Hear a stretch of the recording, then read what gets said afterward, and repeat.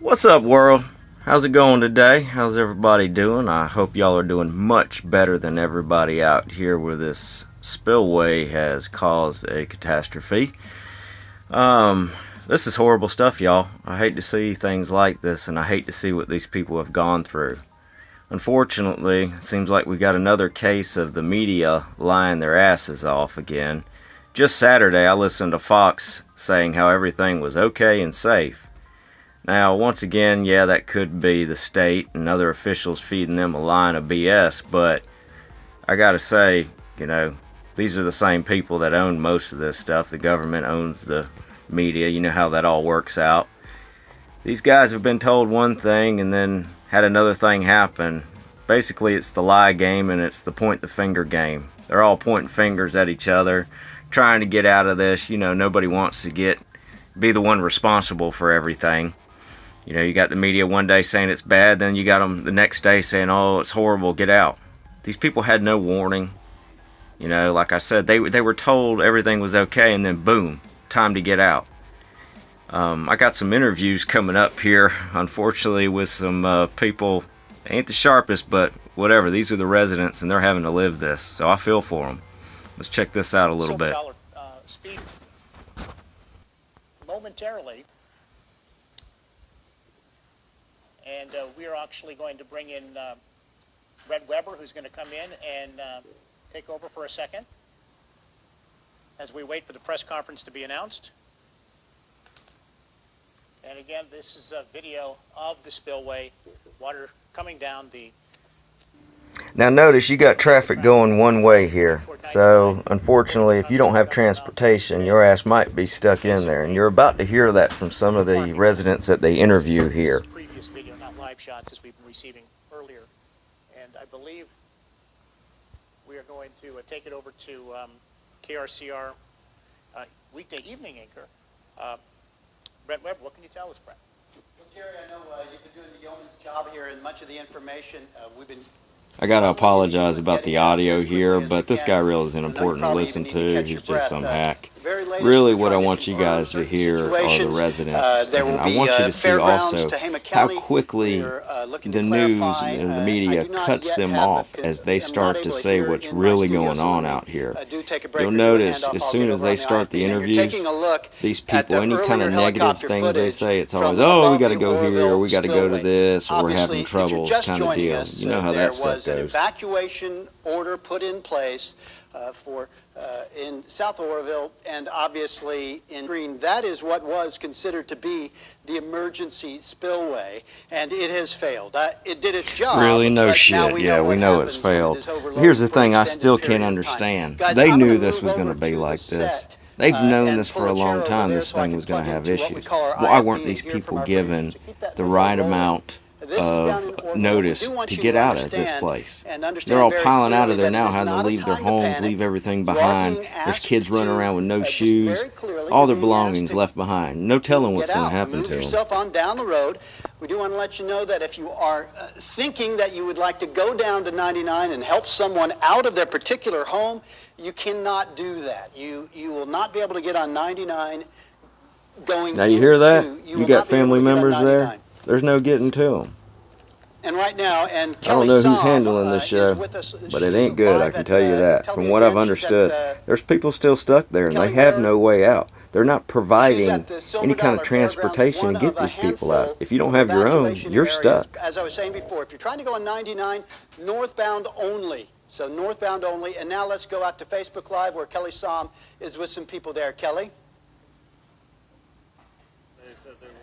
They weren't sending any more ambulance there. They weren't sending anybody in. How close to the river are you? Describe where you live on Mitchell Avenue. Now you notice that? Right when she starts saying how they're not sending help, they're not getting anybody out of there, they cut her off. Surprising. Been able to communicate, so they are asking for help, and we will be seeing some of that. If you do know someone, oh, look at that. The media to the rescue. Public relations control. Yeah, let's cover the state's asses, right? That's what y'all do. One asshole covers the other asshole. Not a drill. We've been told repeatedly since shortly after 4 o'clock this afternoon. Let's go back out to Kelly, who is at the Silver Dollar Fairgrounds. Kelly? Northville when it collapsed, and she was working with her sister's far northern worker, trying to figure out how would we get her out of there in that situation. Because we don't have the transportation to be able to. Because if we had, and that's one of the things we're going to try to look into, is get a van that's wheelchair equipped.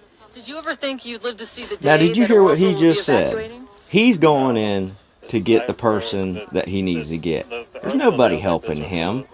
Once again, you know, they keep stating one thing, the media, they love to throw these lies out there and sugarcoat everything, when knowing damn well that's not happening. These people are on their own, unfortunately. They got thrown into this bee's nest, and now they're left to fend for themselves. It's horrible. Kelly, we're going to interrupt you now so that we Yeah, can make go sure you stop live that to a interview press now before he conference. says Corey something Holman, else that Sheriff, reveals the and, truth of what's we going understand on. that others are What a addressing now joke. the media and the public live. Let's go directly to... You know, throughout this thing, I keep hearing everybody, all these officials stating how they had to make these decisions immediately, you know, like they were caught off guard. Well, that's what I don't understand. This has been going on for longer than just right now.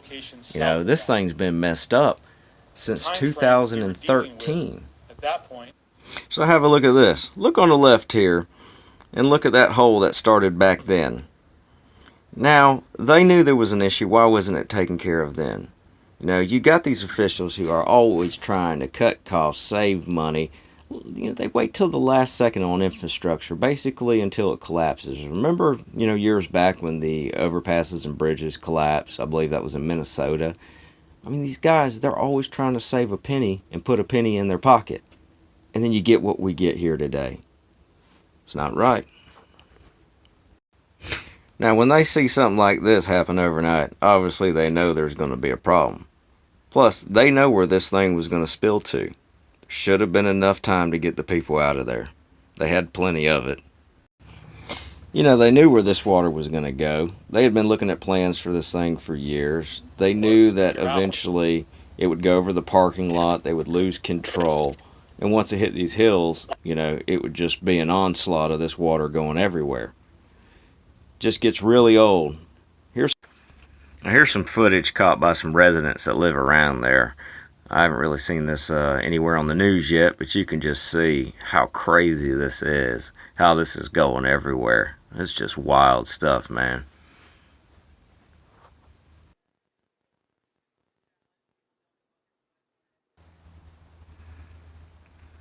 Look at the way that water's coming over the top. I mean, if it wasn't so destructive right now and all these people weren't in danger, it's actually kind of beautiful and amazing at the same time. But I just hate to see this. I hate to see these people in this situation when really they shouldn't be in it. There's really no excuse for it. It was really articles like this that I was seeing in news reports like this. You know, Fox, like I said, Saturday stating the public was safe, everything was contained. Don't put people at ease when you know that there's something really wrong. You can't have people sitting back thinking they're okay. I'm just tired of seeing state officials, you know, like I said, always trying to keep themselves safe, keep themselves out of trouble when they put other people's lives in jeopardy and not even care about it. There's no telling. I'm hoping this dam doesn't get eroded out around the edges and the whole dam doesn't give way. I mean, that I can't even imagine what would happen. But, you know, this thing, like I said, back in 2013, they had their chance to fix it. I don't understand why they did. And to go and just let it sit and let it get to what it is today and put all these people's lives in jeopardy, there's no excuse. So, let's pray. Let's keep our hearts and thoughts out for everybody out there. Let's hope they get through this safe. Folks, be careful what you listen to always from the media. You know, you never know what you're going to get, truth or not. State officials being the same. You feel there's danger, get your family and get out. Don't wait for them to tell you. Usually by then it might be too late. So, like I said, let's all just pray for these people. Let's hope they get through this safe. Let's hope their homes get through it safe. And let's hope it gets taken care of the way it should have already been taken care of. Folks, have a great one. Stay blessed. See ya.